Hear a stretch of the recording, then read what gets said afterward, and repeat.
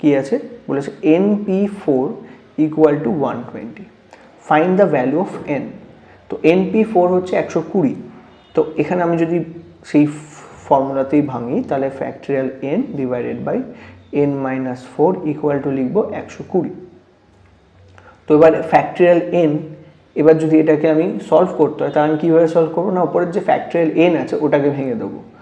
n, n-1, n-2, n-3, n-4 তার factorial করব divided by n-4 factorial, উপরের যে ফ্যাক্টরিয়াল সেটা কেটে যাবে, ইকুয়াল টু হচ্ছে 120।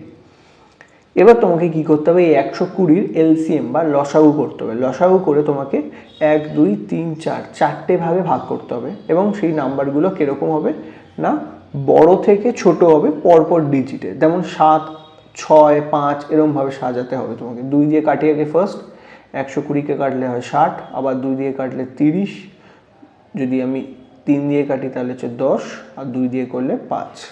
তাহলে এক্ষেত্রে আমাকে নাম্বার যেটা আসবে সেটা কিন্তু তোমাকে পরপর সাজাতে হবে। তাহলে আমার যে নাম্বারগুলো এসছে সেটা হচ্ছে 3 দুগুণে 6, 2 দুগুণে 4 আর 5। তো আমি এরমভাবে সাজাতে পারি, এখানে টোটাল 4টে ভাগে কিন্তু ভাঙতে হবে তোমাকে। তো 4টে ভাগে ভেঙে তোমাকে কিন্তু আনতে হবে নাম্বারটা। তাহলে 2 × 2 আছে 5, 4, 6, 4। তো এটাকে যদি আমি ভাঙি সেক্ষেত্রে যে নাম্বারটা আসবে 4, 5, 4, 3, 2। তা আমি এখানে যদি ভাঙি এটাকে তাহলে এরমভাবে আসবে। তাহলে n-1, n-2, n-3 equal to আমি লিখতে পারি, ফার্স্ট ডিজিটটা আমি 5 করছি, সেকেন্ড ডিজিট হচ্ছে 2 দুগুণে 4, তারপর এটা আছে 3, তারপর এটা আমি লিখব 2, লাস্ট আছে 2। তো আমাকে কি করতে হলো, 4টে ডিজিটে কিন্তু এটাকে ভাঙতে হলো।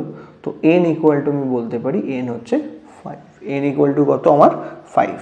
তো এইটাকে যদি ভাঙতে হয় 120-কে আমাকে কি করতে হলো, 4টে ডিজিটে ভাঙতে হলো এবং পরপর। তোর জন্য আমি ফার্স্ট ডিজিটটাকে 5 নিলাম, সেকেন্ড ডিজিটের জন্য 2 দুগুণে 4 করলাম, তারপরের ডিজিটটা হচ্ছে 3, তারপরে ছোট ডিজিটটা হচ্ছে 2, 5, 4, 3, 2।